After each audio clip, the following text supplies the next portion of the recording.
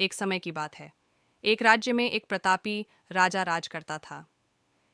एक दिन उसके दरबार में एक विदेशी आगंतुक आया और उसने राजा को एक सुंदर पत्थर उपहार में दिया। राजा वह पत्थर देख बहुत प्रसन्न हुआ। उसने उस पत्थर से भगवान विष्णु की प्रतिमा का निर्माण कर उसे राज्य के मंदिर में स्थापित करने का निर्णय लिया और प्रतिमा निर्माण का कार्य राज्य के महामंत्री को सौंप दिया।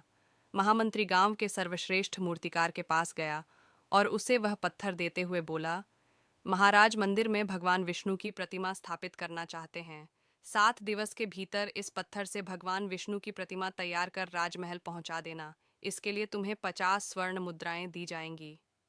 50 स्वर्ण मुद्राओं की बात सुनकर मूर्तिकार खुश हो गया और महामंत्री के जाने के उपरांत प्रतिमा का निर्माण कार्य प्रारंभ करने के उद्देश्य से अपने औजार निकाल लिए। अपने औजारों में से उसने एक हथौड़ा लिया और पत्थर तोड़ने के लिए उस पर हथौड़े से वार करने लगा। किंतु पत्थर जस का तस रहा। मूर्तिकार ने हथौड़े के कई वार पत्थर पर किए, किंतु पत्थर नहीं टूटा। 50 बार प्रयास करने के उपरांत मूर्तिकार ने अंतिम बार प्रयास करने के उद्देश्य से हथौड़ा उठाया, किंतु यह सोचकर हथौड़े पर प्रहार करने के पूर्व ही उसने हाथ खींच लिया कि जब 50 बार वार करने से पत्थर नहीं टूटा तो अब क्या टूटेगा।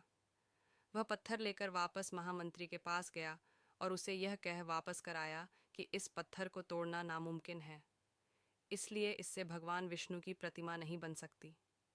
महामंत्री को राजा का आदेश हर स्थिति में पूर्ण करना था, इसलिए उसने भगवान विष्णु की प्रतिमा निर्मित करने का कार्य गांव के एक साधारण से मूर्तिकार को सौंप दिया। पत्थर लेकर मूर्तिकार ने महामंत्री के सामने ही उस पर हथौड़े से प्रहार किया और वह पत्थर एक बार में ही टूट गया। पत्थर टूटने के बाद मूर्तिकार प्रतिमा बनाने में जुट गया। इधर महामंत्री सोचने लगा कि काश पहले मूर्तिकार ने एक अंतिम प्रयास और किया होता तो सफल हो गया होता और 50 स्वर्ण मुद्राओं का हकदार बनता।